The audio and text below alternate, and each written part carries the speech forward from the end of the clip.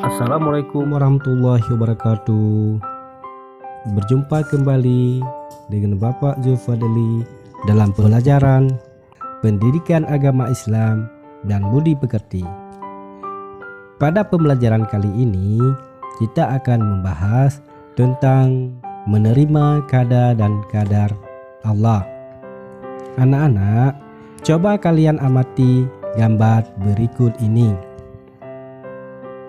Nah, memahami qada dan qadar.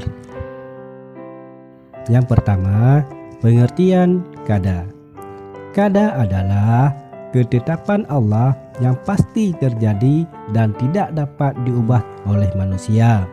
Seperti dalam firman Allah dalam Quran surat Al-Hadid ayat 22 yang artinya setiap bencana yang menimpa di bumi dan yang menimpa dirimu sendiri semuanya telah tertulis dalam kitab Lauh Mahfuz sebelum kami menjadikannya. Sungguh yang demikian itu mudah bagi Allah Subhanahu wa taala. Semua yang terjadi di muka bumi ini sudah diatur oleh Allah dan menjadi rahasia Allah Subhanahu wa taala. Jadi kita tidak akan pernah tahu kapan kita akan meninggal dunia atau kapan dunia ini akan kiamat. Adapun contoh qada, sesuatu kejadian yang tidak dapat diubah atau ditunda, seperti matahari terbit di timur dan terbenam di barat. Kemudian kematian yang pasti datang pada manusia. Planet berputar sesuai dengan porosnya. Adapun hikmah beriman kepada qada. Hikmah beriman kepada qada, seseorang yang beriman kepada qada akan bersikap dan berlaku datang ke sekolah tepat waktu, memanfaatkan waktu untuk belajar, tidak sombong, berhati-hati di tempat keramaian, bertanggung jawab, santun dan rendah hati. Pengertian qadar. Qadar adalah ketentuan Allah yang bisa diubah berdasarkan ikhtiar dan doa seseorang. Ikhtiar adalah usaha yang dilakukan manusia untuk memenuhi kebutuhan hidupnya.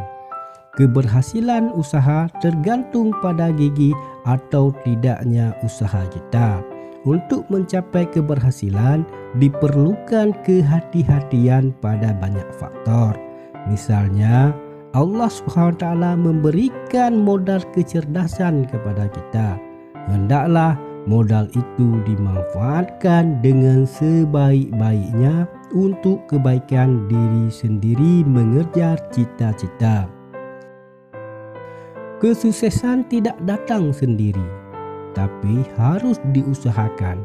Artinya, jika kita ingin pintar, kita harus berikhtiar dan belajar dengan sungguh-sungguh.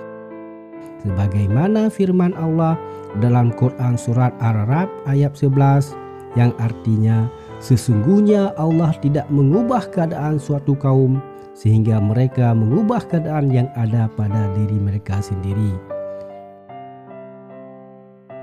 Setiap manusia harus berusaha untuk mengubah nasibnya sendiri. Kita tidak boleh menyerah pada kesulitan-kesulitan hidup kita. Contoh qadar, menjadi juara kelas karena belajar dan berdoa. Menjadi juara cerdas cermat karena rajin berlatih. Menjadi qari-qariah karena usaha yang gigih. Disenangi teman karena ramah. Hikmah beriman kepada qadar. Seseorang yang beriman kepada qadar akan bersikap dan berlaku menyadari bahwa cita-cita harus diusahakan, memiliki rasa percaya diri dalam menghadapi tugas, giat dan disiplin dalam belajar. Nah, semoga anak-anak sekalian selalu meyakini dan memahami makna dari qada dan qadar. Demikianlah pembelajaran dengan Bapak pada video pembelajaran kali ini. Kita akan berjumpa dalam video pembelajaran selanjutnya. Bapak akhiri, Assalamualaikum warahmatullahi wabarakatuh.